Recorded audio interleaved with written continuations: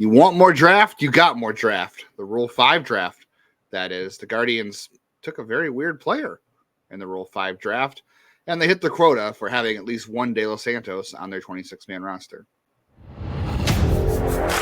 You are Locked On Guardians, your daily podcast on the Cleveland Guardians, part of the Locked On Podcast Network, your team every day.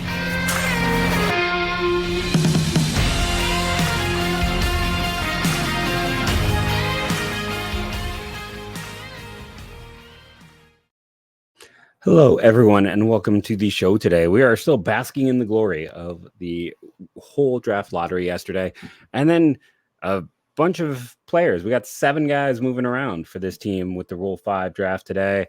We'll get into all of those players, as well as, we'll see if we have some more time for some draft chatter at the end. Over there is Justin. I am Jeff. Thank you all who are joining us for your first time, maybe, and thank you all to everyone who checked out. Our live stream is now doubled our highest video ever. So thank you. Thank you very much. Yeah, thank you. Got us over 2,000 subscribers as well on YouTube. That's big for us. We definitely appreciate that. And now we can shut up about it. We promised that once we got there, we'd shut up about it. So today will be the last day you hear about that until we close in on 3,000, whenever that happens. That'll be a great day. Since we probably do have some new people, Jeff, maybe we should do something we haven't done in a while and reintroduce ourselves. So why don't we give some background, Jeff? Why don't you start? So I am Jeff Ellis. I've been here since the beginning of the Locked On MLB Network, one of the OG hosts, 1,000+ episodes. Before that, I was a lead draft. So there you go. Analyst at Scout in 24/7 for, half a decade. And then before that, I got my start writing over at Indians Prospect / Indians Baseball / when I was there, it was only the Indian side, Insider. Yes, I have been with Jeff. I'm Justin Ladd. I've been with Jeff since October last year. I think is when I came on board right before the playoffs last year started. So I've also covered the farm system since 2007 for various outlets. News Herald, Guardians Baseball Insider, for Indians Baseball Insider, not at the same time as Jeff, and now for next year in Cleveland and Prospects Live. So that makes us uniquely qualified. I forgot that I forgot to add in that I work at Prospects Live. That's true. On me. Yeah, you are Prospects Live now. That makes us maybe uniquely qualified for today's discussion, which is the Rule 5 review. I love the Rule 5 draft. I always think every year that is the highlight of the winter meetings, especially since there are no big things that happen at the winter meetings anymore. So much happened at the winter meetings this year. So much. Well, all the things. All draft related for Cleveland at the winter meetings. So I thought the Rule 5 draft would be their most exciting thing, but turns out the draft lottery worked out. People are going to be mad about me interrupting. What was the biggest thing that actually happened at the winter meetings? Like not the draft, not the Rule 5. Is it the Verdugo trade, or is it Craig Kimbrell signing, or is it the Pirates getting Marco Gonzalez? That's how poor the winter meetings ended up being for news. I think it was the fact the Blue Jays weren't there on the first day to talk to reporters, and they didn't know it until like a half hour before media availability that Ross Atkins was at an undisclosed site because they were talking to Shohei Ohtani down in Dunedin, Florida at their spring training complex. So all the reporters for the Blue Jays were at the winter meetings, and Ross Atkins was not, because they were meeting with Shohei Ohtani. He ended up getting there, I think, yesterday. But I don't know. That was the funniest thing to me. All right. You're all here for the Rule 5 draft review, and let's get it kicked off with a very, very strange one. So the Guardians picked 10th overall. They dumped Oscar Gonzalez a couple days ago. Get his little brother. To essentially get a guy that's a lot like Oscar Gonzalez, except he might be worse defensively than Oscar Gonzalez. He's definitely worse. I watched quite a bit of videos. So this is Deyvison De Los Santos. He is a 20-year-old. He played mostly third base last year. DH. He's a first baseman / DH at best. He's a DH. He's a DH. He's a 20-year-old. I saw FanGraphs listed him as a DH in their prospect rankings a year ago. We'll get all of that. So he's 20 years old. He'll play most of next year, split between age 20 and 21. He reached AA last year for the first time. Hit 20 home runs. He reached it the year before. This was his second year. I'm sorry, you're right. Okay, it was 10. It was 10 plate appearances, or I'm sorry, it's 45. 10 games, 45 plate appearances. Yeah. So he reached AA this year, last year, and he played a full season AA this year. very strange profile. This is a guy who is a hacker, a lot like Oscar Gonzalez. There's great power. There's definitely double plus raw power there. Not a whole lot of speed to speak of. There's certainly no arm.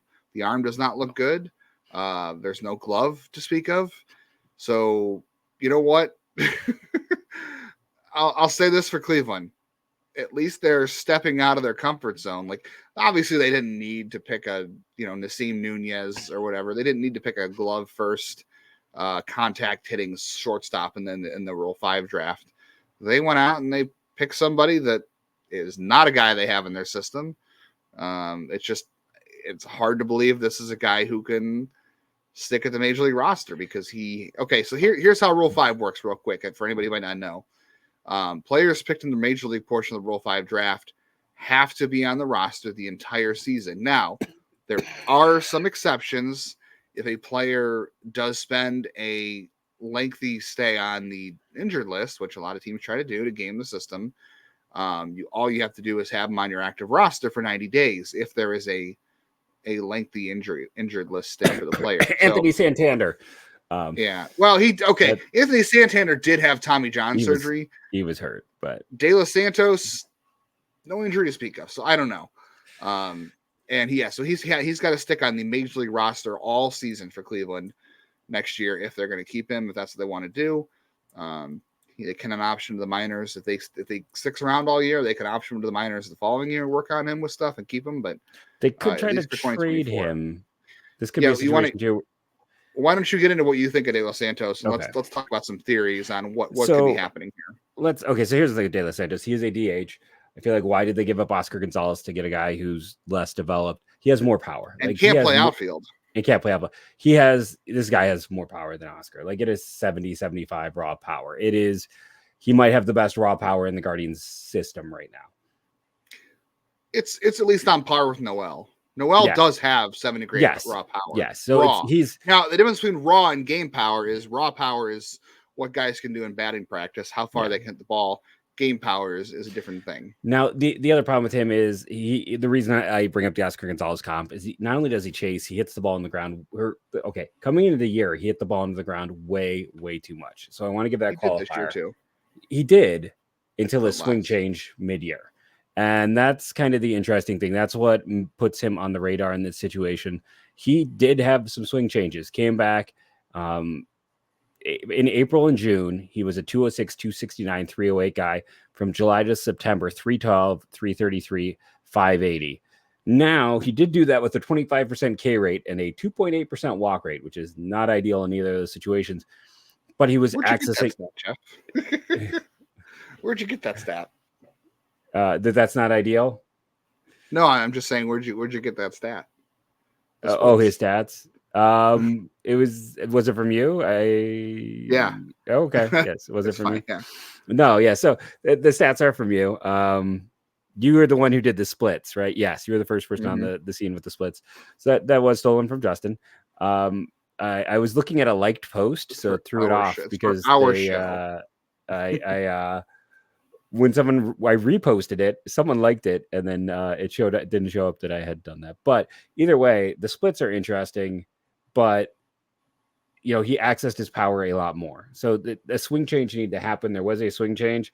I still don't know how a DH only makes this team. Now, what I want to talk about is how that can happen. So a trade.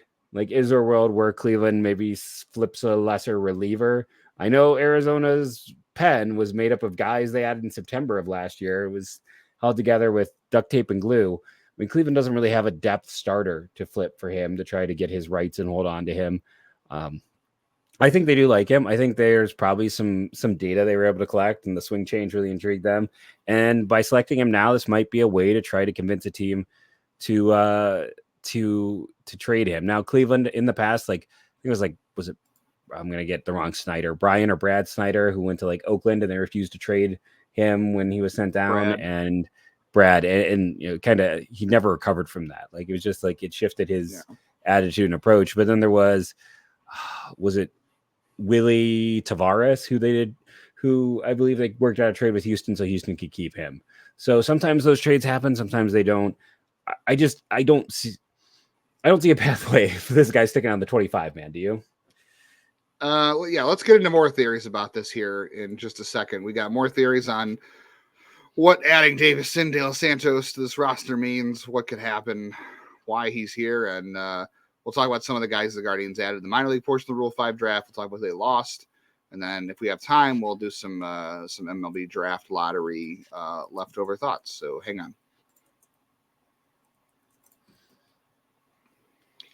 I really wish FanDuel was responsive the other day when we talked about those crazy odds for Cleveland and the Reds getting the top 2 picks in the draft. But if you want good odds, here's a good deal for you to get some good odds with FanDuel, America's #1 sportsbook. Right now, new customers get $150 in bonus bets with any winning $5 moneyline bet. So that's $150 right to you if you're a new customer and you do a $5 moneyline bet and that bet wins.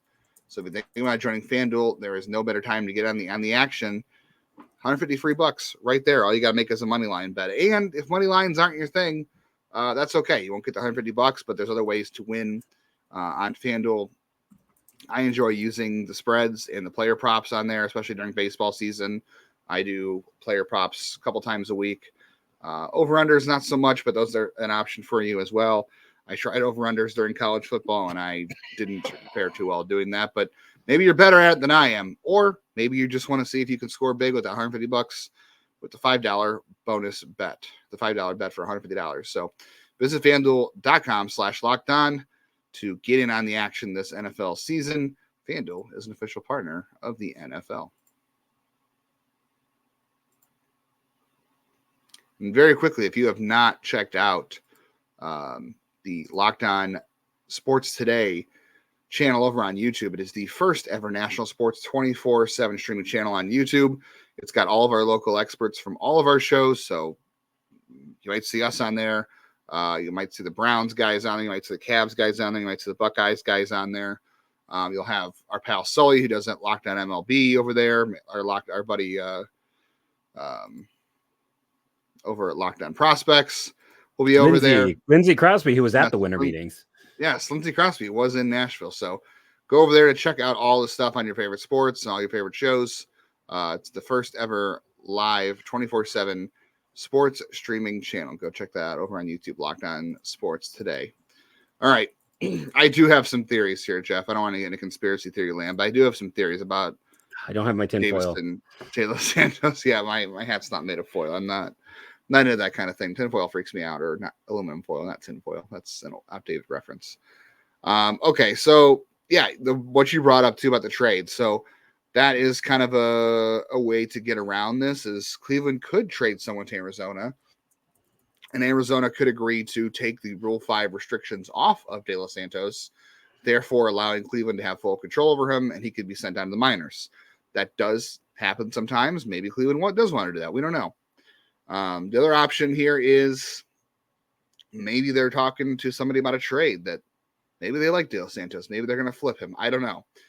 The other option here I'm thinking of is, and again, it's so hard to view him sticking on this roster right now because he's so aggressive at the plate. Like, this is a guy who does not make good swing decisions. He chases in the dirt. He chases high fastballs.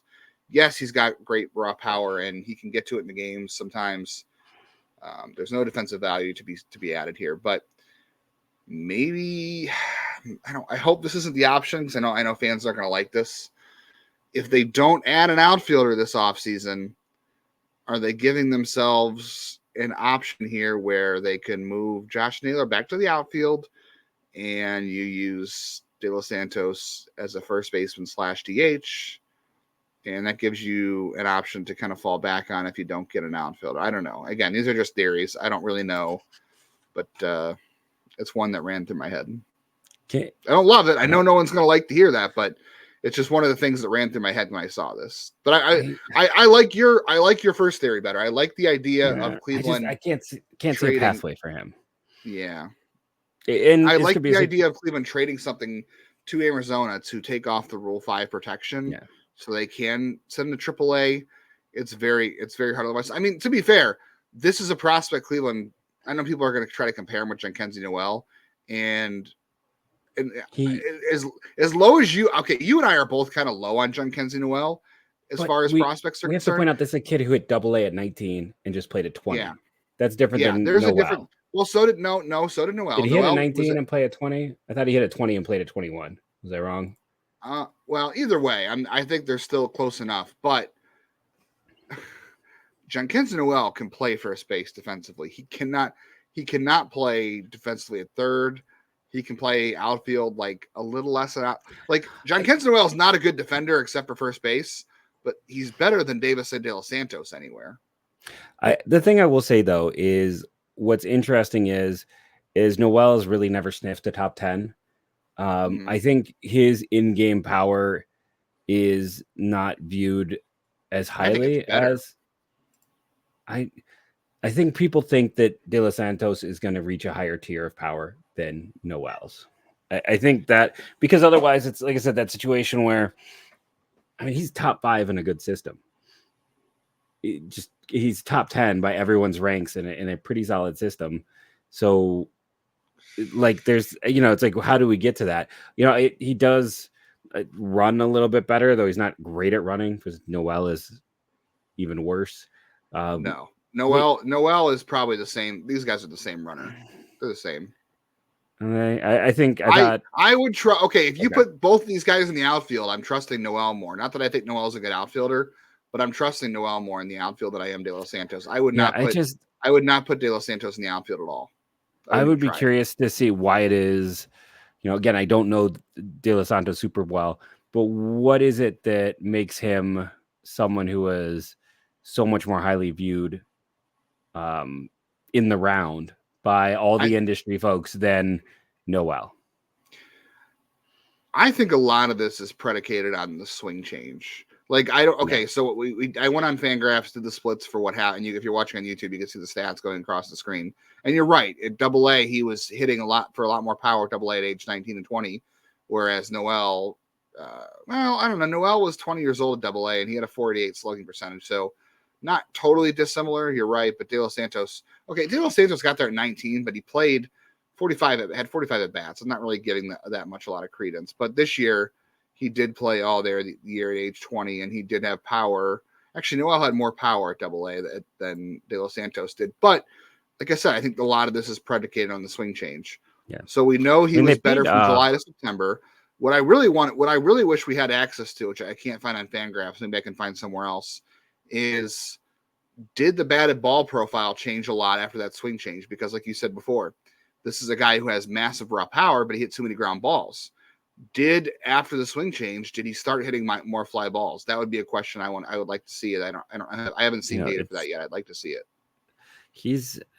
I totally lost my train of thought with this, and the other thing I do want to point out is for those who don't know about the Rule 5, I don't think we mentioned this part. They paid $100,000 for the right to select him.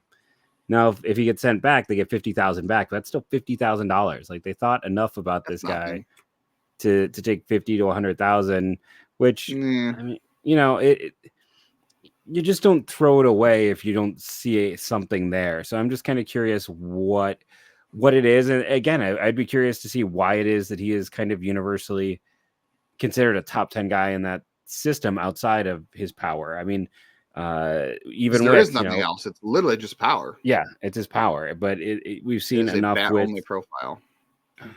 Stop a cat. The cat does not like Deyvison De Los Santos. No, the cat is trying to chew through headphones.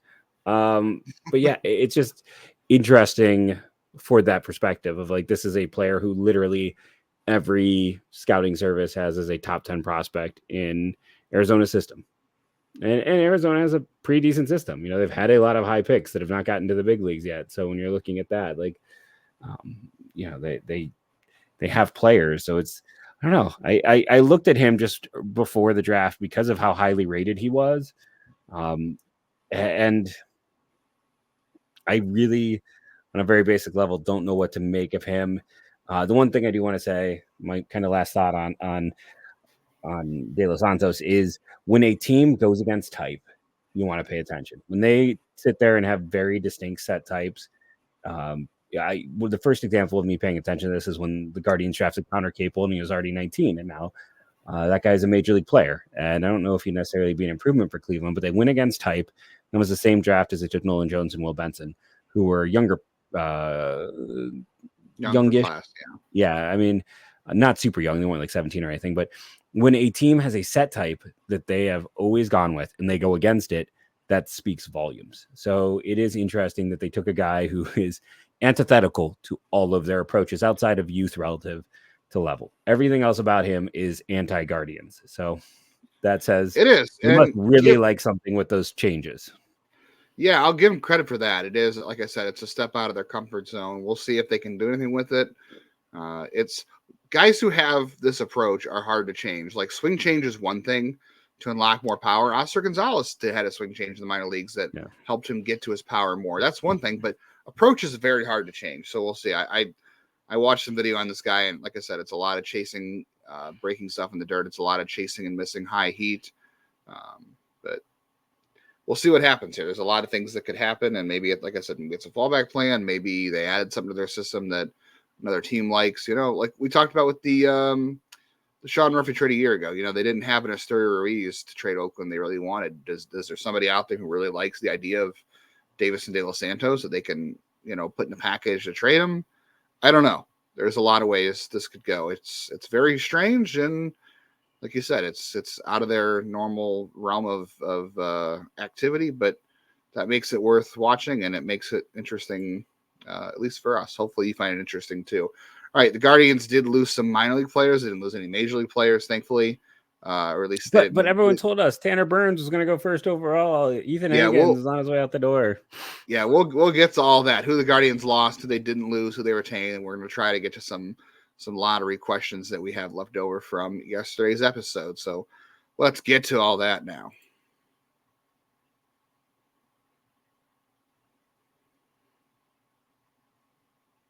All right, we are not always the smartest guys in the room.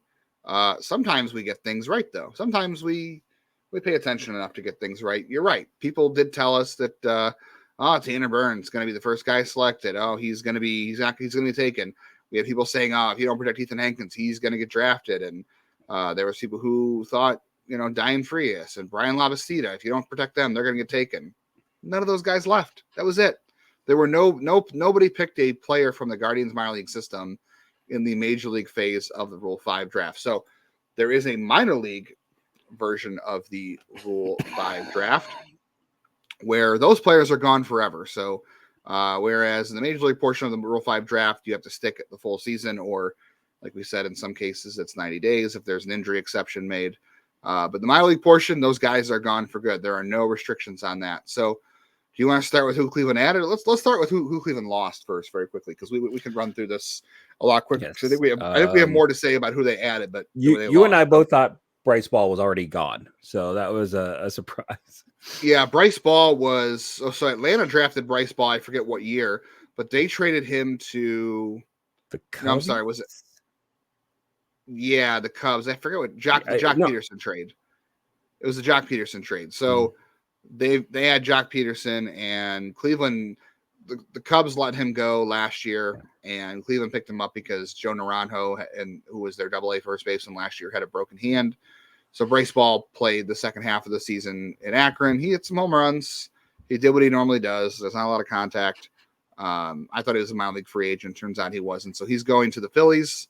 So he'll be there. Who they took him in the 5th round. Only 2 players were selected in the 5th round. Phillies need depth. Badly need depth. I mean, Cleveland needs first base depth too, so that was interesting. Samuel Vasquez is a 20. He is about to be 25. I'm sorry, he already turned 24, so he'll pitch next season at age 24. He has not been above low A. Lynchburg, he throws 97, 98, 99. I've seen him touch 100, but your guess is as good as mine or his where the ball is going when he throws it. So 4th player taken in the minor league section, by the way. Yeah, so 100 miles an hour is 100 miles an hour. Maybe he went to Baltimore. Maybe Baltimore thinks they can do something there, but he went to Washington, the Nationals. They got Connor Gillespie from Baltimore. I thought okay, I'll go back and check that. Anyway, so yeah, Samuel Vasquez is gone again. 24-year-old from low A.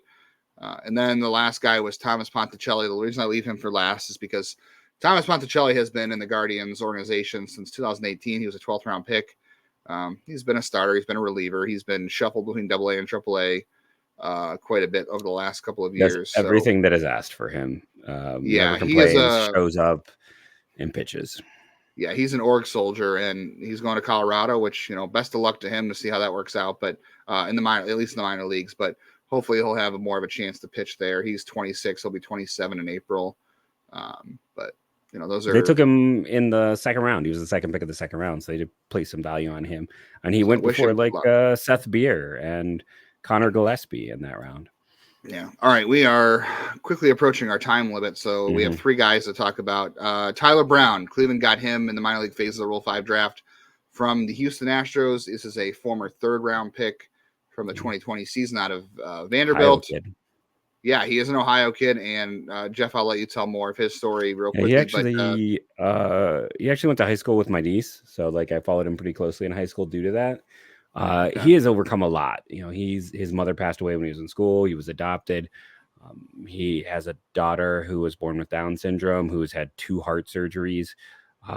He's a kid who has dealt with a lot of adversity and overcome it. And he was best as a reliever for Vandy, and he was quite effective in that role at Vandy. But he has 2 nice off-speed pitches, a solid fastball.